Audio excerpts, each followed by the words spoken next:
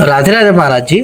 महाराज जी, नाम का क्या महत्व होता है और नाम से क्या मिलता है? मैं जब भी आपके घर पे आता हूँ, आप हमेशा राधा राधा राधा राधा जपते रहते हैं, माला जपते रहते हैं। महाराज जी, इसका क्या राज है, हमको बताइए। और क्या हम इस राह में आगे हम भी बढ़ सकते हैं? जय जय श्री राधा, जय जय श्री राधा। राधा वल्लभ श्री हरिवंश, राधा वल्लभ श्री हरिवंश। नाम की महिमा, नाम की व्याख्या तो किया ही नहीं जा सकता है जी फिर आपका प्रश्न नाम जी नाम जानते हैं क्या है? जी पतंग आपने देखा है, सांसारिक उदाहरण दे रहा हूं। पतंग और पतंग की जो डोरी होती है, जी तो भगवान पतंग है और नाम डोरी है। जी तो जब डोरी मेरे हाथ में है तो पतंग तो आएगा ही। आएगा ही, किसी न किसी दिन आएगा। पतंग है कहाँ? डोरी से बंधी हुई है बंधी हुई। और डोरी मेरे हाथ में है। जी इसलिए नाम, जी हरि का अनेकों नाम है, जी कोई भी नाम, लेकिन दास राधा उपासक है। जी और जो आपने आए तो हर वक्त नाम, भजन से पेट नहीं भरता है। और हम जो रसिक संत होते हैं, जी जो हमारे सतगुरु देव भगवान ने जो दे रखा है, नाम ही खाना है, नाम ही पीना है, नाम ही उठना है, नाम ही बैठना है, नाम ही सोना है, नाम ही जागना है। नाम नाम नाम। अब राधा, इसका उल्टा शब्द करिए, धारा। धारा। राधा नाम का धारा जी प्रवाह होता है। जी और जब धारा का प्रवाह होता है, इसको कोई रोक नहीं पाएगा, रोक नहीं पाएगा। ये धारा है, राधा नाम का धारा है। इस प्रवाह को कोई रोक नहीं पाएगा। ठीक। और नाम की व्याख्या क्या किया जाए? रामावतार में भगवान राम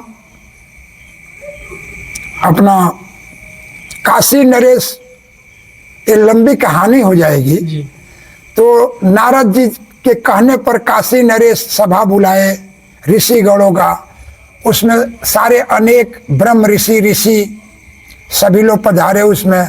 जी भगवान राम को लेके विश्वामित्र मुनि भी आए। जी और काशी नरेश से भगवान नारद जी कह दिए कि आप सबको तो साष्टांग प्रणाम करना, पर विश्वामित्र जी को दूर से प्रणाम कर लेना, उनके लिए जरूरी नहीं है।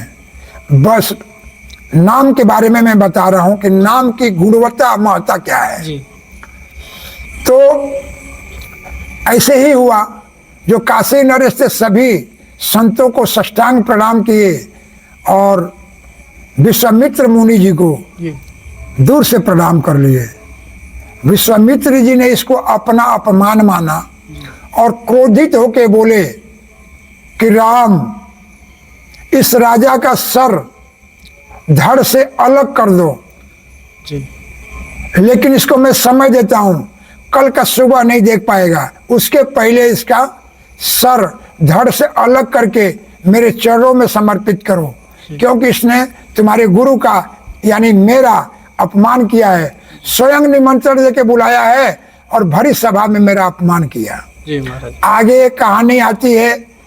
अब सभा खत्म हो गई। अब काशी नरेश डर से थर थर कांप रहे थे और उन्होंने प्रार्थना किया। नारद ब्रह्म ऋषि नारद मुनि आए। नारद जी से बोले, प्रभु आपने क्या करवा दिया मेरे से?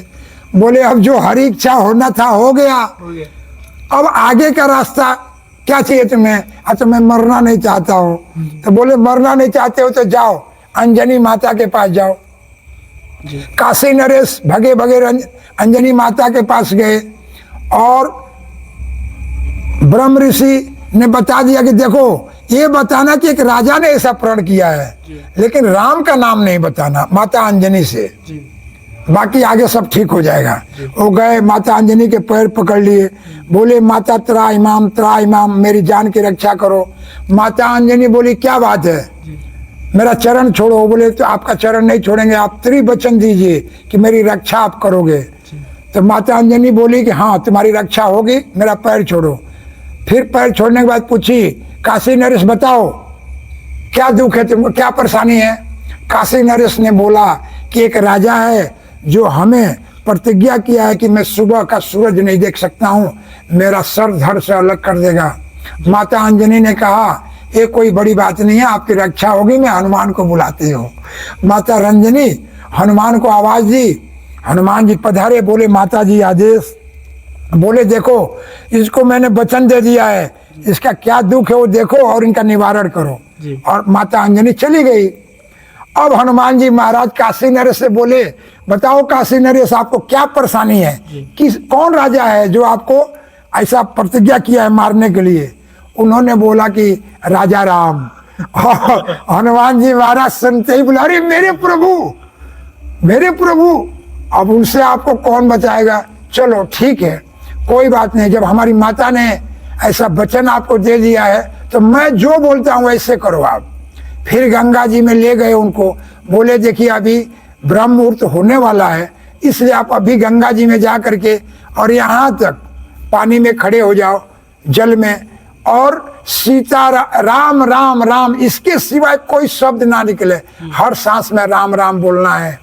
ऐसे ही काशी नरेश कर रहे थे और गंगा जी के किनारे पर खड़ा होकर हनुमान जी महाराज अपना सिया राम का जाप करने लगे। भोर हुआ, प्रभु श्री राम अपना अस्त्र शस्त्र लेके आए और बोले, काशी नरेश तू भाग के यहाँ छिपा है, मेरे बाणों से बच नहीं पाएगा। उन्होंने अपना पहला तीर मारा, पहला बाण मारा, वो जा करके और काशी नरेश को परिक्रमा करके बाण उनके पास वापस आ गया। ऐसे दूसरा तीसरा सारे शस्त्र उन्होंने बड़े बड़े शस्त्र उपयोग कर दिए, पर कोई शस्त्र काम नहीं किया। परिक्रमा करके काशी नरेश का वापस आ जाता था। फिर भगवान राम बोले, नजर घुमाए तो देखे वहां हनुमान कीर्तन कर रहे थे सिया राम जी का। तो बोले हनुमान कीर्तन बंद करो। हनुमान जी बोले नहीं प्रभु, आज आपकी बात नहीं मानेंगे, आज ये कीर्तन बंद नहीं होगा।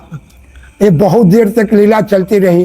पीछे से अपना विश्वामित्र जी अन्य ऋषियों के साथ वहां पधारे और उन्होंने बोले, हे प्रभु आपने स्वयं ये लीला किया था, मैं समझ पाया लेकिन देर से समझा, इसलिए मैं अपने वचन से आपको मुक्त करता हूँ और जो लीला थी वो यहीं समाप्त होती है, आपके ऊपर कोई मेरा वचन का भार नहीं है।